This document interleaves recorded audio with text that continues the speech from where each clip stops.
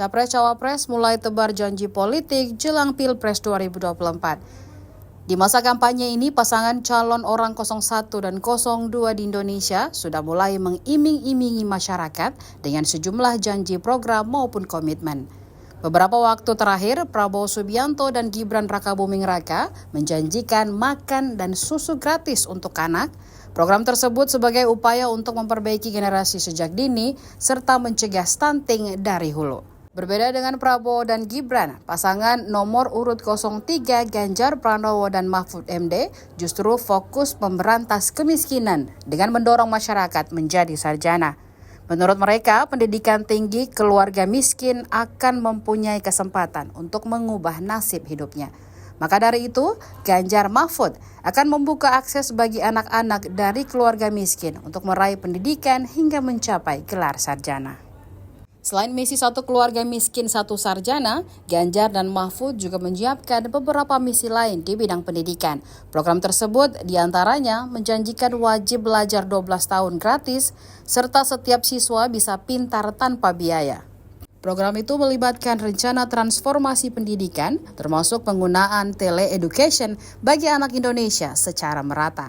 Ganjar dan Mahfud juga mendorong integrasi pendidikan dan pelatihan vokasi yang menyambungkan kebutuhan dunia usaha dengan kurikulum pendidikan, pelatihan, serta dengan dukungan pemagangan yang nyata bagi mahasiswa. Ketua TPN Ganjar Mahfud Arsyad Rashid mengatakan, Ganjar adalah contoh terbaik dari pendidikan yang bisa mengubah nasib seseorang dan keluarga.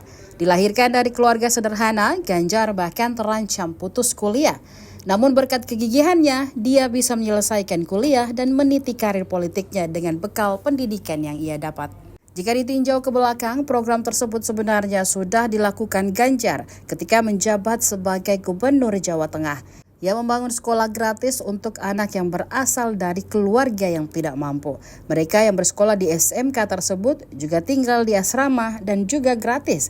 Anak-anak ini diberi seragam, sepatu, dan makanan gratis selama mengemban pendidikan.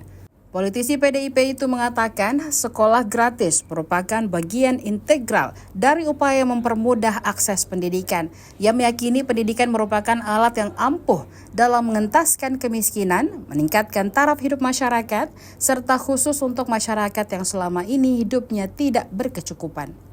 Pria yang punya kekhasan berambut putih tersebut juga menyadari betul bonus demografi yang dimiliki Indonesia. Hal ini harus bisa dimanfaatkan dengan mengelola sumber daya manusia yang kompeten dan pendidikannya berkualitas, terutama bagi masyarakat yang kurang mampu. Download Tribun X sekarang, menghadirkan lokal menjadi Indonesia.